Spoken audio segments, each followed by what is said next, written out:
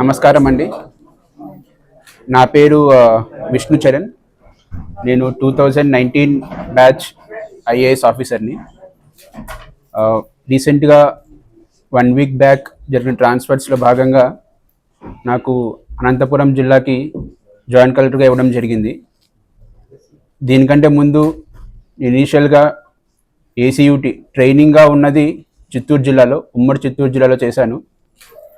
తర్వాత నా first independent posting west Godavari జిల్లాలో నర్సాపురం సబ్ డివిజన్కి సబ్ కలెక్టర్గా పనిచేశాను.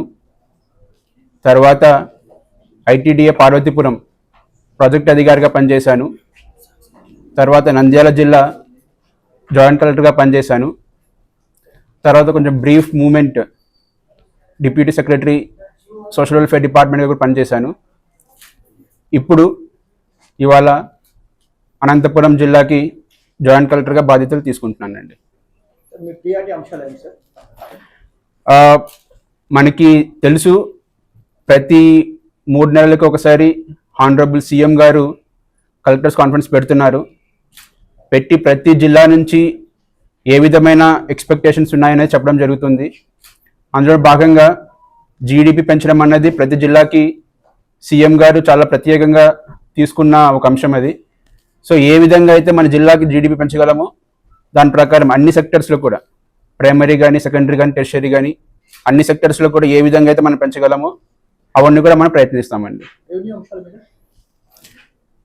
రెవెన్యూ ఇష్యూస్ అన్నవి మనకి ఎప్పుడు వస్తూనే ఉంటాయి, అది నెవర్ ఎండింగ్. బట్ ఏదైతే ప్రజలు ఇబ్బందులు పడుతున్నారో అవన్నింటిని కూడా త్వరితగతిన పీజీఆర్ఎస్లో వచ్చిన గ్రీవెన్సెస్ కానీ, రెగ్యులర్గా వస్తున్న గ్రీవెన్సెస్ కానీ, ఏవైనా సరే రూల్స్ ప్రకారం అన్ని కూడా రిజాల్వ్ చేస్తామండి.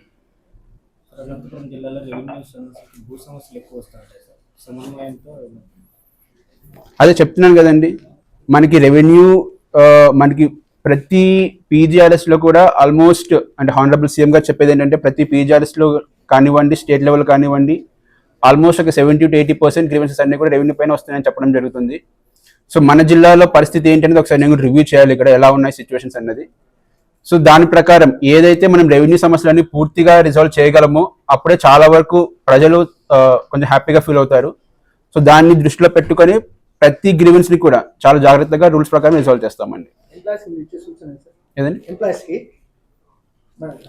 గవర్నమెంట్ అదేనండి, ప్రతి ఒక్కరికి డ్యూటీ చార్ట్ ఉంటుంది, ప్రతి ఒక్కరు చేయాల్సిన పనులు ఉంటాయి. ఎవరి పనులు వాళ్ళు సక్రమంగా చేస్తూ ఉంటే ఇష్యూస్ అని రిజాల్వ్ అయిపోతూ ఉంటాయి. సో ప్రతి ఒక్కరికి మోటివేట్ చేస్తూ, ఇన్స్పైర్ చేస్తూ, వాళ్ళకి ఏదైనా సమస్యలు ఉంటే అవి రిజాల్వ్ చేసుకుంటూ ముందుకు వెళ్తామండి. థ్యాంక్స్.